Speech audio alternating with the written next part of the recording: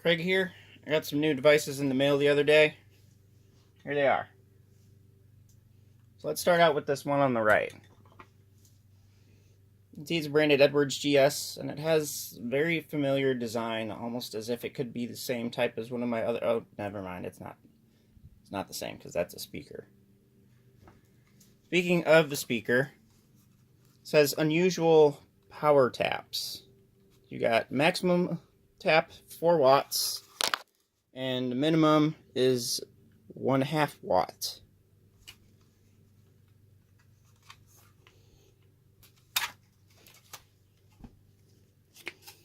So there's the inside of the unit. There's the strobe, which unfortunately was dead on arrival. I have initiated a return with the seller, and hopefully the seller will get back to me, and hopefully I'll get a refund on this, because I did pay $100 for it. And there's the speaker, and as you can see, it has a red vibrating part, whatever you call those.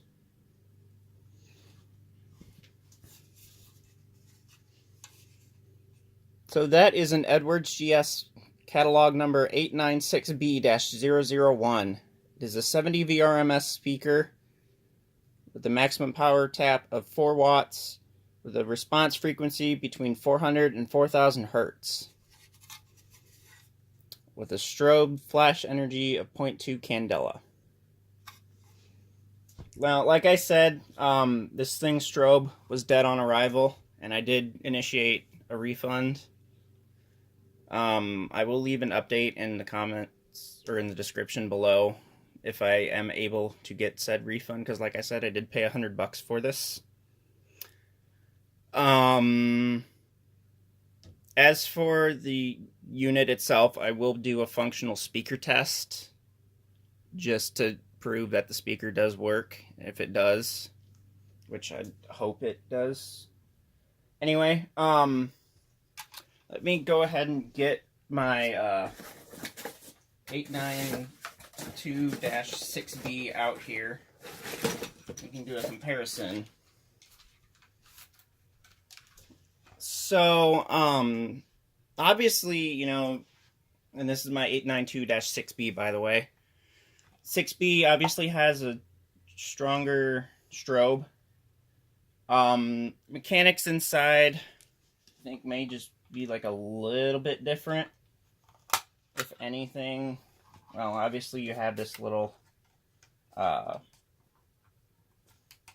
paper reflector thingy, but yeah, you can see on the inside the your biggest difference is the capacitor here.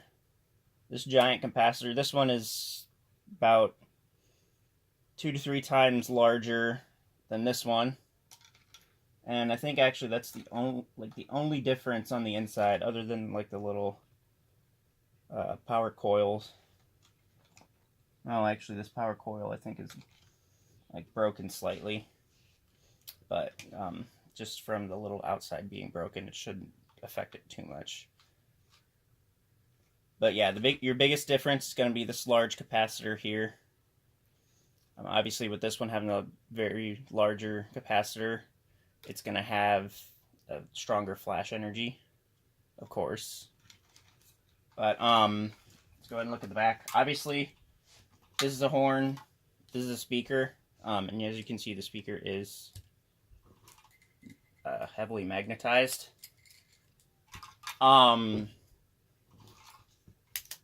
The speaker is a little bit deeper than the horn, so I think you have to mount this to like a deep back box or a regular back box with an extension ring.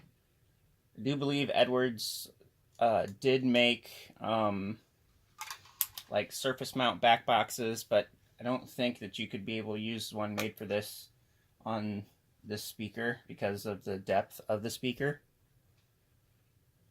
Anyway, also, as you can see, both have wire leads.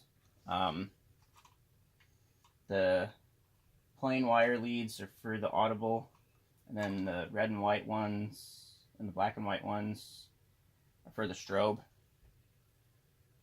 So, yeah, that's that, pretty much. Now for the other device. Get these out of the way. here's this other device.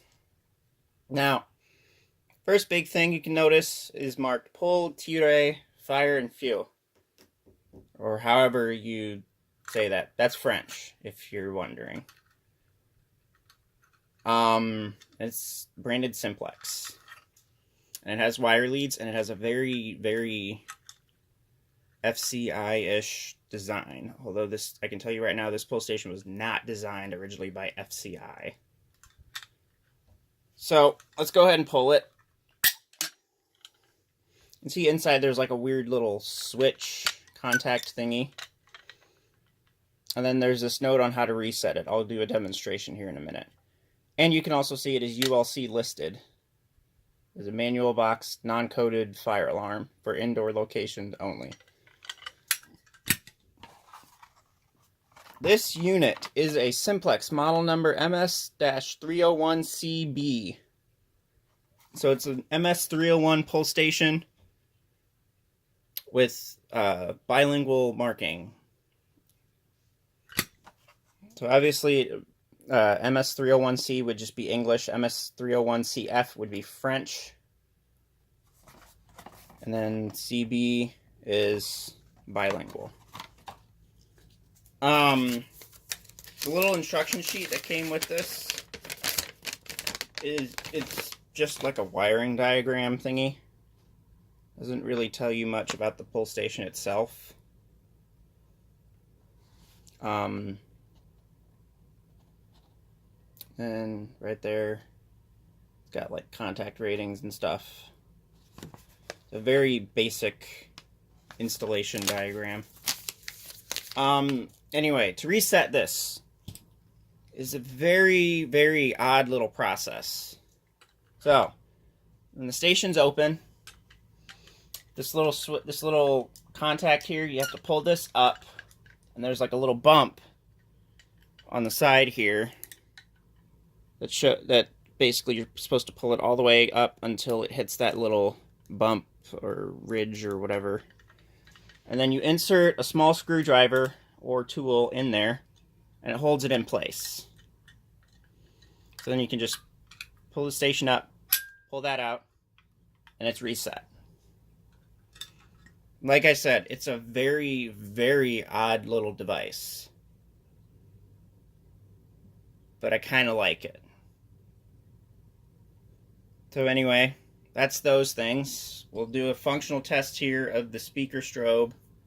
The speaker only, of course, and then we can probably pull out a panel and test out the pull station as well.